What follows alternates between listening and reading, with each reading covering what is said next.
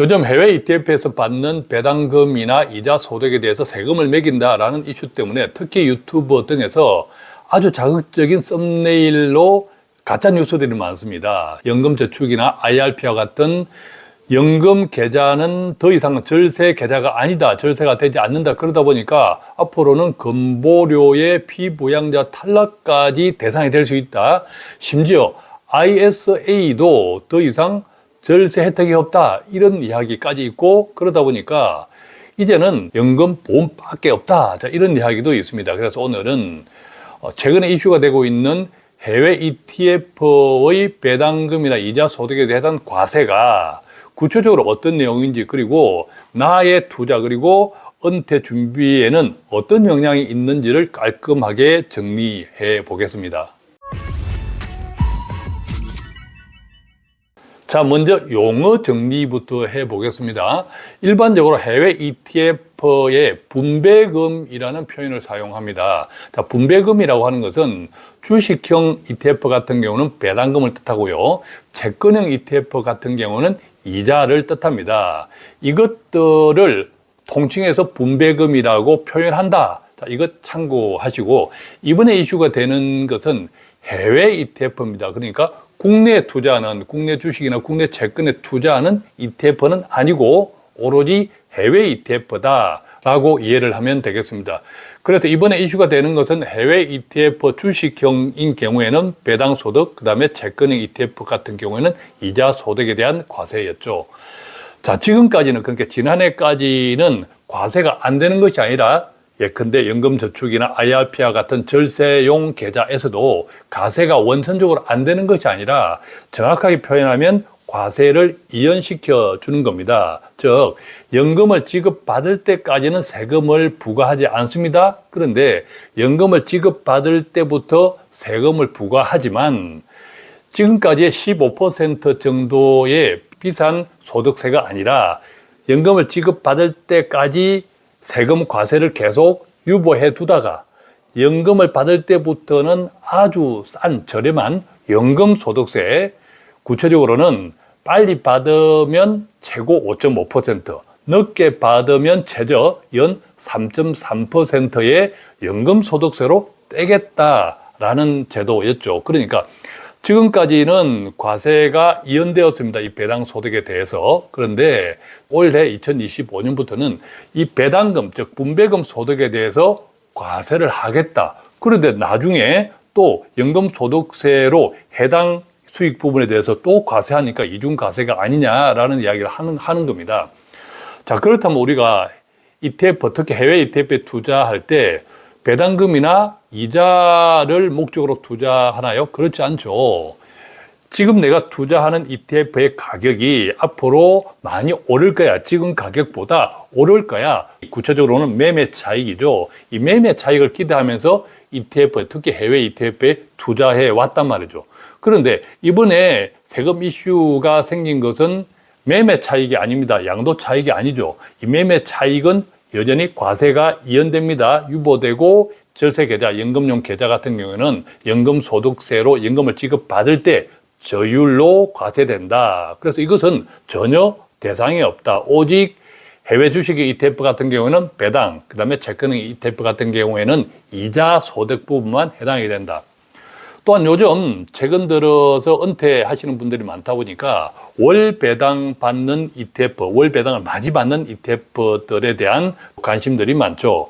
자, 그 같은 ETF들 보면 이제 커버드 콜 ETF를 바탕으로 하고 있습니다. 자, 커버드 콜 ETF들은 네이버 같은 데서 한번 쳐보십시오. 여기서 구체적으로 설명하기는 조금 복잡합니다. 어쨌든 이 커버드 콜 ETF는 콜 옵션을 활용해서 배당금, 월 분배금을 많이 만들어내는 건데, 이 같은 커버드 콜 ETF에서의 콜 옵션에서 발생하는 옵션을 사고 파는 매매 차익은 전혀 영향이 없습니다. 오직 분배금, 주식형 ETF는 배당금, 채권형 ETF는 이자 소득에 대해서만 이번에 세금 이슈가 있다라고 참고하시고, 물론 국내에서 주식형 ETF나 채권형 ETF에 투자할 때 받는 배당 또는 이자도 당연히 과세되는 것이다. 그래서 이번에 해외 ETF의 세금 이슈가 된 것은 오직 해외 주식 ETF의 배당금, 그 다음에 채권이 ETF 같은 경우에는 이자 소득에만 영향이 있다. 자, 그 부분을 명확히 먼저 정리하시고요. 어쨌든 지난해까지는 해외 ETF 같은 경우에는 해외에서 예컨대 미국이라면 미국에서 15% 원천 징수했습니다. 그것을 한국 국세청에서 다시 되돌려 줬습니다. 투자자에게. 그러니까 실제 고객은 세금을 내지 않았죠.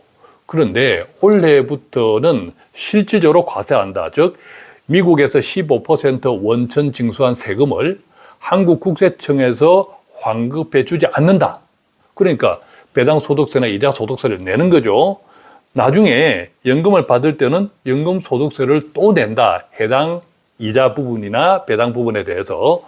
그러다 보니까 이중 과세 문제가 나온다라는 거죠. 원래는 2021년에 이렇게 하기로 입법이 되었지만 그동안 시행을 계속 유보하다가 올해부터 시행을 하게 되었습니다. 그러다 보니까 시스템이 제대로 갖춰지지 않아서 특히 절세용 연금 계좌나 퇴직연금 계좌, 연금저축펀드 IRP, 퇴직연금 DCM 같은 경우에 배당 소득세나 이자 소득세를 물고도 나중에 연금을 지급받기 시작할 때 연금 소득세를 물게 되면서 이중과세 문제가 불거졌는데, 그런데 이중과세 문제는 시스템이 정비되지 못했기 때문에 발생한 겁니다. 따라서 시스템이 정비되면 자동적으로 해결되겠죠.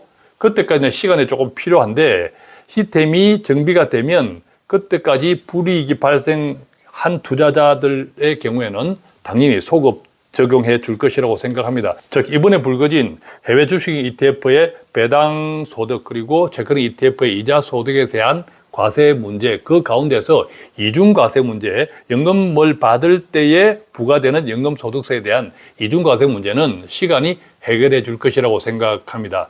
자, 여기까지 해외 ETF에 대한 분배금 과세 이슈를 정리해 드리겠습니다. 첫 번째는 연금저축펀드나 IRP, 대연금, DC형, ISA 계좌 등 해당 계좌에서 투자한 해외 주식형 ETF나 해외 채권형 ETF다. 반면 국내 주식형 ETF나 채권형 ETF에 투자할 때 받는 배당 또는 이자는 지금까지와 마찬가지로 해당 절세 계좌에서 투자했을 때 과세가 이연된다. 그죠? 자, 그렇게 정리하시고, 어떤 수익이냐? 여러 가지 수익들이 있는 거죠. 배당 이자 수익도 있고, 그 다음에 매매 양도 차익 수익도 있고, 커버드 콜 같은 경우는 콜 옵션 매매 차익도 있는데, 이번에 해당되는 수익은 해외 주식형 ETF 같은 경우에는 배당금, 그 다음에 해외 채권형 ETF 같은 경우에는 이자 소득에만 해당된다. 이렇게 기억하시고, 그렇다면 이 과세된 배당 소득세나 이자 소득세에 대해서 실질 과세가 돼 버렸는데, 해외에서 원천 징수가 되었는데, 이것을 이 부분 소득에 대해서 다음에 연금 소득세로 떼는 것이 맞냐 틀리냐? 당연히 틀리죠. 그래서 이 같은 이중 과세 문제는 나중에 시스템이 안정화되면 소급 적용해서 해결될 것이다 라고 정리 드립니다. 자, 이제 중요한 것, 그렇다면 투자자인 나의 입장에서 또 연금을 준비하는 나의 입장에서 실질적인 영향은 어떠냐? 두 가지로 정리해 보겠습니다. 첫 번째는 해외 ETF 분배금에 소득세가 부과가 되면 연금저축펀드, IRP, 퇴직연금 DC형, 그 다음에 ISA 계좌 더 이상 필요 없나라는 것이 하나 있을 것이고, 두 번째, 이처럼 해외 ETF 분배금에 세금이 부과되면 건보료는 물론 자칫하면 피부양자 탈락 대상이 될 수도 있나? 이 같은 두 가지가 궁금하겠죠. 하나씩 정리해 보겠습니다. 첫 번째, 해외 ETF 분배금에 세금이 부과되면 지금까지처럼 모든 절세형 계좌는 필요 없나? 그렇지 않죠. 자, 해외 주식형 ETF에 투자할 때 기대하는 수익은 크게 세 가지 정도를 생각해 볼 수 있습니다. 자, 이번에 문제가 되는 배당 소득이나 이자 소득이 있을 것이고, 그보다 더 중요한 것은 양도 차익, 즉 매매 차익이 가장 중요하겠죠. 그런데 자, 배당 수익은 아주 미미합니다. 양도 차익에 비해서. 예를 들어 보겠습니다. 우리가 해외 주식형 ETF에 가장 선호하는 첫 번째가 S&P 500 지수 관련 ETF죠. 그리고 두 번째는 나스닥 100 지수 관련 ETF일 겁니다. 참고로 S&P 500 지수 ETF의 연간 배당률은 연 1% 내외 정도 됩니다. 그리고 나스닥 100 지수를 추종하는 ETF의 같은 경우에는 한 절반 정도, S&P 500의 절반 정도, 0.5% 내외 정도가 됩니다. 자, 구체적으로 한번 설명해 보겠습니다. 만약 내가 S&P 500 지수를 추종하는 ETF에 1,000만 원을 투자했다고 쳐요. 1,000만 원을 투자했는데 1년 동안 10% 수익이 나왔습니다. 그러면 1,000만 원의 10%는 100만 원을 벌었다라는 거잖아요. 이 100만 원 안에는 매매 차익이 있고 배당 수익이 있습니다. 자, 그러면 S&P 500의 연간 배당률을 1%라고 보면 10% 속에서 1%가 배당 수익이잖아요. 자, 그러면 1%, 1,000만 원 1%는 10만 원이죠. 나머지 9%는 매매 차익, 즉 양도 차익이라는 거죠. 이게 9%, 90만 원입니다. 그래서 S&P 500에 내가 1,000만 원을 투자했을 때 연간 10% 수익이 얻었다 할 때는 그 100만 원 가운데, 수익금 100만 원 가운데 양도 차익이 90만 원, 그리고 배당 수익이 10만 원인데 올해부터 문제가 되는 해외 ETF에 대한 세금 문제는 배당 수익에 대해서만 해당한다고 했죠. 조금 전에 사례로 들었던 배당 수익 1% 얼마입니까? 1,000만 원인 경우 10만 원. 그러니까 지난해까지는 1,000만 원의 10% 수익인 100만 원이 모두 실질 비과세 되었습니다. 구체적으로는 연금 계좌 같은 경우에는 과세가 이연되었죠. 그런데 올해부터는 양도 차익 90만 원은 비과세, 즉 과세 이연. 그 다음에 배당 수익 10만 원에 대해서는 15%에 해당하는 15,000원의 배당 소득세를 실제적으로 과세하겠다라는 뜻입니다. 자, 결과적으로 한번 계산해 보면요. 연간 수익금 100만 원이죠. 1,000만 원의 10%, 100만 원에 대한 세금이 지난해까지는 제로, 앙원이었습니다. 그런데 올해부터는 15,000원이 실질 과세된다. 그렇다면 총 수익금 100만 원에서 15,000원을 공제하면 98만 5천 원이 수익이다. 여기에서 세금이 있다 하더라도 예컨대 매매 차익에 대한 세금, 그것은 나중에 연금소득세를 부과될 때까지 이연된다. 자, 그랬는데 이번에는 올해부터는 동일한 수익률을 가정할 때 10% 수익이 발생해도 배당금의 15,000원이 과세되니까 세후 수익률은 98만 5천 원이라는 거죠. 즉 10%가 아니라 9.85%, 연간 0.15% 정도 손해입니다. 대세에 지장이 있다 없다? 없다. 그렇죠. 물론 전혀 상관없다는 뜻은 아닙니다. 그만큼 불쾌하죠. 내 돈이 그만큼 적게 불어납니다. 그러나 내가 해당 상품 또 해당 계좌에 가입했던 본질적인 이유와 비교해보면 그 영향은 아주 미미하다라는 뜻이죠. 따라서 이것 때문에 연금저축펀드나 IRP, 퇴직연금 DC형, ISA 계좌의 절세 효과가 사라졌다거나 앞으로 투자할 필요가 없다거나 하는 것은 전혀 아니다. 그만큼 실질적인 영향은 미미하다는 뜻입니다. 특히요, 어린 자녀나 청년들처럼 앞으로 10년, 20년 이상 장기적으로 투자하는 경우에는 이번 이슈와 상관없이 해당 상품에 꾸준하고 성실하게 투자하는 것이 좋다고 생각합니다. 배당금을 많이 주는 커브드 콜 ETF 관련 상품도 마찬가지입니다. 해당 ETF에서 지급하는 월 배당금의 대부분은 콜 옵션 상품에서 발생하는 옵션 매매 차익인데 이것은 이번 조치와 아무런 상관이 없습니다. 마찬가지로 해당 상품에서 발생하는 순수한 배당금에만 해당된다. 다만 어린 자녀나 청년들의 경우처럼 앞으로 10년, 20년 이상 장기적으로 투자하는 경우라면 월 배당이 많은 상품보다 배당은 적지만 지속적인 가격 상승을 기대할 수 있는 상품이 좋다. 기본적으로는 당연히 S&P 500이나 나스닥 100 지수를 추종하는 ETF가 좋다라고 말씀드립니다. 자, 이제 두 번째입니다. 이번에 해외 ETF 배당금이나 이자 소득에 대해서 과세하는 것이 앞으로 나의 건강보험료나 심지어 피부양자 탈락에 영향이 있나? 전혀 없다.